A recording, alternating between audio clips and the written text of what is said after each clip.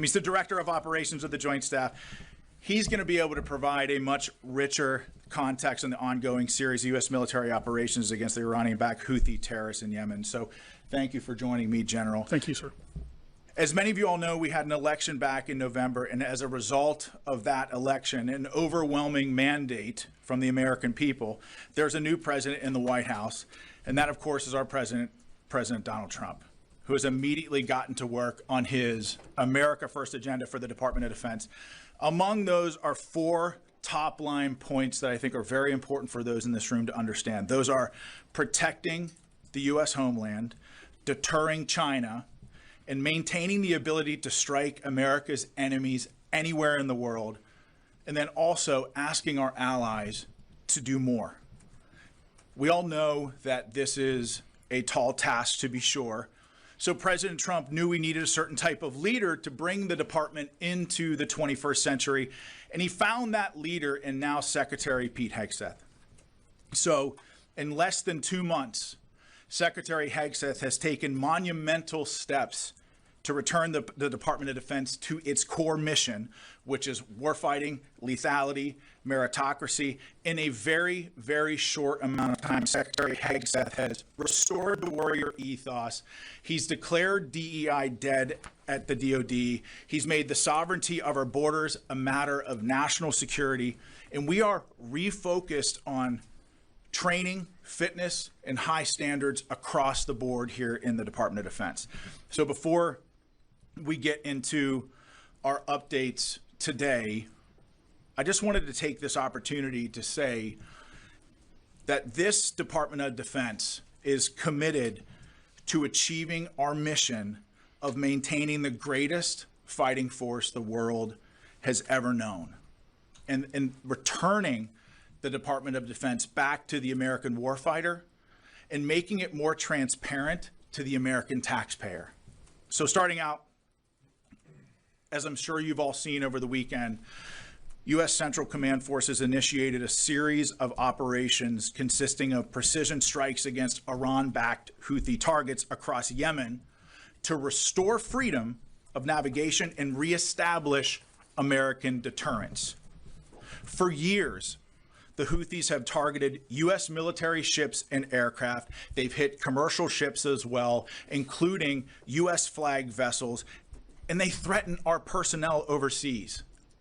Houthi terrorists have launched missiles, one-way attack drones at U.S. warships over 170 times, and at commercial vessels 145 times since 2003. I know what it's like to be in a situation when you're under fire by the enemy. Your life is at risk. The life of your friends and your battle buddies is at risk, and you're prohibited from returning fire. That's a hellish situation that I wouldn't wish on my worst adversary. It's a tough position that we put America's sons and daughters in. Under President Trump and Secretary Hegseth's leadership, we will defend our sons and daughters. If you shoot at American troops, there will be consequences. As President Trump and Secretary Hegseth have made clear, these actions by the Houthis will not be tolerated. In his first 2 days back at the White House, President Trump signed an order laying out a process to redesignate the Houthis as a foreign terrorist organization after the previous administration revoked their designation within weeks of taking office. Under the previous administration, America's enemies were emboldened and billions in frozen funds were unlocked for Iran. With President Trump and Secretary Hegseth's leadership, an era of peace through strength is back. We will use overwhelming lethal force until we have achieved our objective. With that said, and this is a very important point, this is also not an endless offensive. This is not about regime change in the Middle East. This is about putting American interests first. As I said over the weekend, there is a very clear end state to this operation. And that begins the moment that the Houthis pledge to stop attacking our ships and putting American lives at risk. Shifting focus to Africa, At the request of the federal government of Somalia, U.S. Africa Command Forces conducted collective self-defense airstrikes against al-Shabaab on March 15th. The airstrikes occurred about 150 kilometers northeast of Mogadishu, Somalia, and AFRICOM's initial assessment is that enemy combatants were killed and that no civilians were injured or killed. And so U.S. forces will continue to partner with Somali armed forces to take the fight to these terrorists and degrade their ability to plan and conduct attacks that threaten the U.S. homeland, our forces, and civilians abroad. Now on to Homeland Defense. President Trump and Secretary Hegseth have been very, very clear that border security is national security. We spent decades defending foreign nations' borders while our own U.S. borders has been invaded by criminal illegal aliens, human smugglers, drug traffickers, and transnational gangs. The Department of Defense is proud to defend our homeland and the territorial sovereignty of the United States. Although we've seen a 93% decrease in illegal border crossings, we will not stop until we have 100% operational control of our southern border. And over the weekend, Joint Task Force Southern Border assumed the mission from Joint Task Force North and reached initial operating capacity. Additionally, U.S. Northern Command announced on Saturday that the Arleigh Burke-class guided missile destroyer, the USS Gravely, departed Naval Weapons Stations Yorktown for a scheduled deployment to the Gulf of America. We're actually making some history from the podium today. It's the first time we've recognized the Gulf of America in the Pentagon press briefing room, which is kind of cool. So it's not only vital for the United States to have control of our border via land, it's equally important to control our territorial waters. And this deployment directly supports U.S. Northern Command's mission to protect our sovereignty. And lastly, Secretary Hegseth spoke with Qatari Minister of State for Defense Affairs, His Excellency Sheikh Saud Al Thani, to discuss operations to eliminate the Houthi threat to American commerce and restore American freedom of navigation. The Secretary acknowledged Qatar's strong partnership in addressing shared security challenges across the region, including Syria and the Red Sea. And with that, I'll turn it over to my counterpart, Grynkewich, for some more opening comments on CENTCOM strikes. General, the floor is yours. Thank you, sir. Ladies and gentlemen, thanks for the opportunity to provide you a brief operational update on our operations against the Houthis. On Saturday, the 15th of March, shortly after 1 p.m. Eastern Time, at the direction of the President, U.S. Central Command began precision strike operations against the Houthis to restore freedom of navigation and American deterrence. The initial wave of strikes hit over 30 targets at multiple locations, degrading a variety of Houthi capabilities. These included terrorist training sites, unmanned aerial vehicle infrastructure, weapons manufacturing capabilities, and weapons storage facilities. It also included a number of command and control centers, including a terrorist compound where we know several senior Houthi unmanned aerial vehicle experts were located. On Sunday, strike operations continued against additional headquarters locations, weapons storage facilities, as well as detection capabilities that have been used to threaten maritime shipping in the past. Today, the operation continues, and it will continue in the coming days until we achieve the President's objectives. Thanks, and I look forward to your questions. And with that, in this very crowded briefing room, I'll take some of your questions. And the first, I'll go to Logan from Newsmax. Sean, thank you for taking my question. This really is for both of you. A question about the Bashat. That's Iran's spy ship that has been directing the Houthis throughout this conflict. Is it still operating in support of the Houthis? If so, do you know where it is? General, I'll turn it over to you to address that. Sure. We know that the Iranians have provided a variety of assistance to the Houthis over the years, including some suspected intelligence. We do know that some had previously come from the Bashat. The Bashat is not currently being used for those operations, but we do know that other vessels are contemplated for those sorts of operations, so we're watching very closely to see if they return to the AO. I would also say that, when you look at how the previous administration conducted business with Iran, they really empowered Iran to fund and export terror all around the world, whether it's with Hezbollah, Hamas, specifically with the Houthis. I mean, it's very clear. I think President Trump has made it very clear that he's put Iran on notice. I mean, I'm sure that you saw his tweet today that essentially saying, and I'm paraphrasing, that any shot fired at U.S. forces by the Houthis would be considered a shot from Iran. And this is the president showcasing leadership from the Oval Office. And frankly, bringing moral clarity back to the United States of America. We know who the enemies of this country are and the enemies of a free world are. And President Trump has put them on notice, as you saw with Iran this morning. But okay, Gabby. Thank you for taking my question. I wanted to run back to TDA and MS-13 deportations to El Salvador's terrorism confinement center. Do we anticipate to renew that partnership as it will conclude after 1 year? If yes, what does that look like from a cost perspective? And how is Guantanamo Bay factored into dealing with criminal aliens and terrorists, considering this new Pentagon is more focused on securing the border? Well, that's a great question. So I think part of your question about El Salvador should be referred to the State Department. But I'll say that the Department of Defense is proud to defend our homeland and our sovereignty in helping to deport transnational criminal organizations like Tren de Agua. We're proud to support that mission. I don't know, General, do you have anything to offer about Guantanamo Bay and our force posture there? Sure. I just had a couple of things for you, Gabby. We do continue to have a substantial presence at Guantanamo Bay to ensure that we're ready to receive any illegal aliens that the Department of Homeland Security would like to send there. We're monitoring their requirements closely, and we're in daily contact with them to make sure that we can meet them to the best of our ability. Tom? Sean, if the Iranian ships are operational, start helping the Houthis, will they be targeted? And for the general, any sense of number of military casualties so far and any civilian casualties in Yemen? Well, that's a great question, General, if you'll permit me to answer. Sure, go ahead. So I think that I certainly don't want to get out in front of the Commander-in-Chief and the Secretary as it pertains to clearance of strikes and who will be targeted, but I think the President's made very clear that all options are on the table.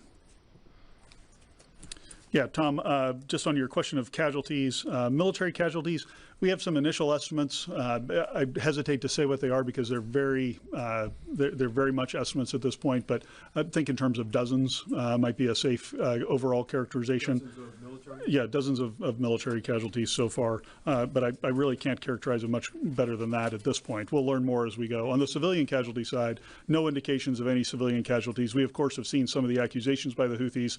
We look at those closely when they do come in, but we have no credible indications of any civilian casualties. You know, and I'd like to add to what General Grynkewich said. Anytime you're close to an operation like this, having been, in combat front towards enemy before, the fog of war is a real thing. So before we announce something here from the podium, we're going to make sure that we get it right. And I think part of that is just taking the time to evaluate and doing a proper battle damage, BDA battle damage assessment, sensitive site exploitation. And frankly, that stuff just takes time. And so before we make any sort of those announcements, we're going to do a real hard look and make sure that we get it right before we announce it to you. Charlie from CBS. Yes, thank you, Sean. Changing the subject slightly. Is the DoD considering rescheduling the performance of young musicians in the Marine Band that was canceled because of the anti-DEI executive order? And in a broader sense, is there a concern that anti-DEI initiatives may have a negative impact on recruitment? Well, I think the President and the Secretary have been very clear on this, that anybody that says in the Department of Defense that diversity is our strength is frankly incorrect. Our shared purpose and unity are our strength. And I say this as somebody who led a combat platoon in Afghanistan that was probably the most diverse platoon that you could possibly imagine. I mean, we had blacks serving next to white, Christians serving next to atheists, Northerners next to Southerners, and yes, Democrats and Republicans in the very same foxhole. But the reason why we were so lethal in Afghanistan, and again, my platoon took an 85% casualty rate over 485 days, but part of the reason why we were able to accomplish the mission and the commander's intent was because we put aside our many differences as Americans There were no hyphenated Americans with us in that isolated hilltop in the border region of Afghanistan. We were all just Americans. And really, when you talk about America's greatest strength, yes, we've got, I'm sure the general can attest, yes, we've got lots of cool, sexy equipment and lots of exceptional military training. I think it helps set us apart from everybody else.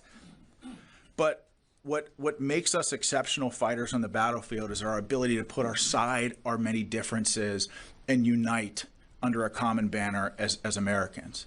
I mean, for goodness sake, when we put aside our many differences as Americans, we went to the moon with less technology than many of you all have in your pockets and your cell phones right now. We're talking about a force that stormed the beaches of Normandy, scaled the cliffs at Pointe du Hoc, fought through hedgerows and beat back the Nazi war machine and saved the world when we put aside our many differences as Americans. And I know President Trump understands that our focus on unity and shared purpose is what makes us lethal, and so does Secretary Hegseth. So their guidance has been clear on this, and we're going to continue to focus on that guidance. In terms of the concert, are you thinking about rescheduling that? I don't think I'll have to take that question for you. I don't have an answer for you, but we'll get back to you on that.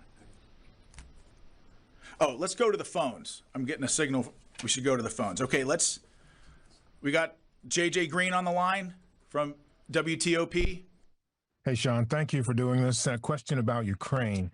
Can you assess how the U.S. military, assess the status of U.S. military aid to Ukraine and the intelligence sharing, how that's going since it was disrupted maybe a week or so ago, and then restarted? What's being shared? What's being given? What's happening with that? Well, I can tell you that U.S. military aid to Ukraine has been turned back on, as well as intelligence sharing with our Ukrainian partners. But I'll tell you this. The president has been very clear since his time on the campaign trail that his focus with the war in Ukraine is bringing about peace and putting a distinct focus on peace and really to stop the dying. And so President Trump, along with his national security team, have been heavily involved in, along with Secretary Hegseth as well, heavily involved with Ukraine and Russia to try to broker that peace, understanding that there will likely be difficult conversations to be had on both sides when you're talking about, the release of hostages, when you're talking about potential ceasefire agreements, when you're talking about territory. As someone who's negotiated with some tough people on the battlefield, I can tell you it's a tough, imperfect, nuanced, and complicated process. And President Trump and Secretary Hegseth certainly understand that, with on the forefront of their mind peace as their first and foremost priority. General, do you have anything to add? No, I would just echo what you said, sir, which is, the status of U.S. military aid, it has been turned back on. We've got confirmed reports that it is continuing or is flowing back into Ukraine. And of course, daily reports on the outcome of the intelligence sharing and those efforts. So all of that is as it was previously. So I'm going to stick with the phones here just a second. I got Christina from Breitbart on the phones. Do I understand that? Yes, thanks so much for doing this, Sean. Two questions.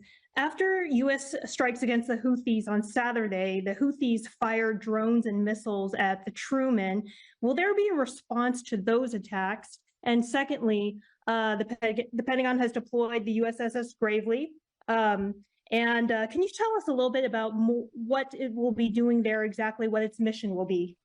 So I guess I'll address the first part of your question first, Christina, and now, General, I'll let you chime in. The question of the Houthis, I mean, remind me what the first part of your question was, Christina?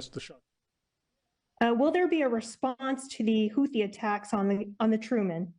It was that, I got you. So first of all, we did get reports of the Houthis firing ballistic missiles and some one-way attack drones against U.S. forces in the region. Those attacks were largely ineffective and didn't come anywhere near U.S. forces in the region. Again, the commanders in command of those vessels they were completely on point with regards to defending. They were not effective attacks. And so I would also say the second part, the answer to the second part of that question is that the response is ongoing. I mean, this isn't, there's going to be, as I mentioned, a very clear end state to this. And I think a lot of that has to do with how the Houthis respond. Firing at U.S. military personnel in the region and shooting at our ships and shooting at our drones and putting American lives at risk is not a good way to end this conflict. The Houthis could stop this tomorrow if they said, we're going to stop shooting at your people. But they've clearly chosen not to do that. And so this campaign will be relentless to degrade their capability and to open up shipping lanes in the region and to defend our homeland. But General, thanks, Sean. The only thing I would add is, the Houthis claim to have tried to attack the Harry S. Truman. Quite frankly, it's hard to tell because while we're executing precision strikes, they missed by over 100 miles. So I would just tell you their effectiveness, I would question anything that they claim in the press that they're doing or not doing. It's very hard to tell what they are just based on their level of incompetence that they've demonstrated so far. Sorry, the missile misfires by miles? Yes, that's correct. There's also been a number of other attempts to interdict vessels in the Red Sea using UAVs and some cruise missiles as well. All of those have been easily defeated by our fighter aircraft that are there. General Grinch throwing shade at the Houthis from the podium. I love it. Some of the folks in here know that my previous job, I dealt with the Houthis quite a bit. Yes, you did. Yes, you did. Happy to throw shade at them. On the question about the USS Gravely that you had, Christina, she's deploying under General Guillot, the commander of U.S. Northern Command's authorities for maritime homeland defense missions. She'll go down, as Sean mentioned, into the Gulf of America and surrounding areas and be involved in the interdiction mission for any of the drugs and whatnot that are heading in. It'll be partnered very closely with the United States Coast Guard. We won't share, of course, her actual scheme of maneuver here, but know that that's a mission that she's going down there for, and we look forward to seeing what she can do. And on that point about the USS Gravely, I think it's really important that the president and the secretary have made very clear 100% operational control of our southern border. I mean, we've got probably close to 10,000 troops on our southern border. We're surging a Stryker Brigade combat team down there to reinforce the land border as well. But there's a sea component to this as well, and that's part of the mission of the USS Gravely is to secure the water routes in defense of our southern border. And so, Aaron, Daily Caller. Thank you, Sean. Will the Department of Defense commit to firing or otherwise disciplining any remaining leadership that were directly involved in the Afghanistan withdrawal? So we're in the process of figuring out what that investigation will look like. But I'll tell you, as somebody who served in Afghanistan and watched that unfold, I mean, I was horrified in a lot of ways. You think about how much time and blood and treasure and American life that was lost in Afghanistan over 20 years. You think about that for a second. I'm 43 years old. This country was at war in Afghanistan for 20 years. So almost half of my life, this country was at war in Afghanistan. And I personally watched, the men in my platoon, but also my larger brigade combat team, which was a part of the 10th Mountain Division, 3rd Brigade. We bled the ground red in Afghanistan, and I watched my men do extraordinary things in support of a grateful nation and in support of the mission there. And to watch Afghanistan be surrendered in the way that it was extremely difficult. And I think something that President Trump and Secretary Hegseth really understand is that when America makes a decision to get involved in any conflict, we have a moral obligation to have a clear-cut end state to what that operation looks like, a clear exit strategy to what that operation looks like, and to make sure that victory is clearly defined. And I think in Iraq and certainly in Afghanistan over the last 20-some years, I think maybe we've struggled a little bit with those finer points. But I'll say that the President Trump and Secretary Hegseth, they understand that when America gets involved in a fight, it's our job to also end that fight as fast as humanly possible because we have a moral obligation to win and win decisively. Otherwise, you're going to have an entire generation of American warriors wondering what the hell it was all for. And I know that every day I wake up and I draw breath, I think about the men who I served with, who were my friends, who never came home from that fight. I've lost 30 friends in my support of the Afghan war, 30. And you ask yourself, you look yourself in the mirror, you ask yourself, what do we have to show for it? Not a whole lot. And so to your question of will people be held accountable? I think we have an obligation both to the American people and to the American warfighters who fought in Afghanistan to hold the leadership accountable in some way. Now, we don't know what that looks like right now, but to hold the leadership that was in charge of the Afghan withdrawal accountable. Because look, if you have a private that loses a sensitive item, that loses night vision goggles, that loses a weapon, you can bet that that private is going to be held accountable. The same and equal standards must apply to senior military leaders. So I just want to follow up on what you just said. Sure. You said that, that there needs to be a clear end state. And I know the goal is to have the Houthis stop their attacks, but what is the end state? What happens if the Houthis don't stop their attacks or don't agree to say they'll stop their attacks? It doesn't seem like there is a clear end state, that this could just go on and on. Well, in fairness, I mean, it's a great question, but in fairness, the operation's only been going on for 48 hours. And the president and secretary have been very clear on this, that the Houthis can determine when this ends. And until then, the campaign will be unrelenting until we, one, protect our homeland, and two, open up the shipping lanes there, so make sure that we have freedom of maneuver in that area. But General, you have something that... I mean, what I might add is, while we won't talk about it publicly, just know that there is a design to the operation. There are specific effects that we're trying to achieve, and there are specific targets that have been selected and approaches that we're taking in order to achieve the president's end state. So it isn't that we're just striking capabilities. There's an intent behind every strike and every target that we go after. To that point, you mentioned that this is not like it was before. So what is different about the targeting that you're doing this time that wasn't true under the Biden administration? Yeah, I give the short answer to that, and again, without going into too many operational details for security reasons, but it's a much broader set of targets that we've been able to action in this case.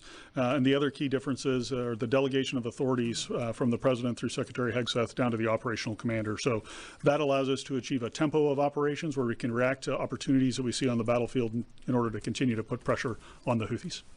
Thank you very much.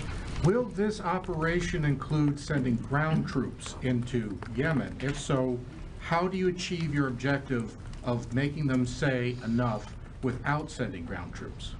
Well, I'll tell you, it's very difficult, if not impossible, for us to talk about force posture from this podium, because as a commander who's been on the battlefield, it's very, very important to keep the enemy guessing, keep your adversaries guessing. Now, that's not to say that we've got ground troops in Yemen. That's not to say that we're sending ground troops in, but it's difficult to talk about that stuff for operational security reasons from the podium. But General, you have anything to add? No, nothing to add to that. Okay. I think that's exactly right. Sean, can I follow up on that? You said that one of the things that you were waiting to do for the BDA was sensitive site exploitation. Does that include U.S. boots on the ground or any kind of American personnel on the ground to do that? I can't talk about that stuff from the podium. But we have ways of conducting sensitive site exploitations without ground troops on the ground. Yeah, it does not always require boots on the ground, and I'll just leave it at that. So can I also ask you about if there's any U.S. military assessment? I know that you're still on, the BDA is ongoing, but is there any military assessment about how much of the Houthis' capabilities were degraded by these first couple of rounds? And can you say anything? The President's Truth Social mentioned going after leaders, which seems to be one of the things that's different here. Can you say anything about any of the leaders that were targeted here? Yeah, on the second part of the question, I'll just go to my opening statement where I mentioned that there was a unmanned aerial vehicle facility that was struck with several key leaders. Those were key individuals who led their unmanned aerial vehicle enterprise and were some of the technical experts in there. So think those types of individuals that we might be targeting as part of the command and control. And so we have destroyed command and control facilities, weapons manufacturing facilities, and advanced weapons storage locations. But again, this campaign is ongoing. It's difficult to talk about all this stuff from the podium, and we're not going to say anything from the podium until we're 100% sure that we have it right. I got time for one more question. You mentioned the President's Truth Social. Is the U.S. military considering military options for Iran?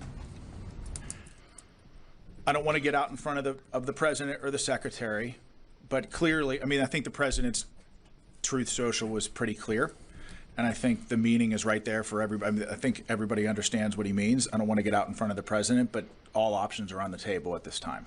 And that's all I got. One clarification for General. You said 30 targets. Is that over all 3 days? No, that was on the first day. And it was over 30 targets, so not a specific number for you, but over 30 targets, multiple locations, and then additional targets today and additional targets yesterday on Sunday and additional targets today that obviously I won't go into because they're executing now. So thank you, everybody. Listen, we're done. There'll be more of these, I promise, but thank you. It was a great first press briefing. Really appreciate you all and your commitment to telling the story of the warfighters. But thank you. We'll see you next time. Thanks.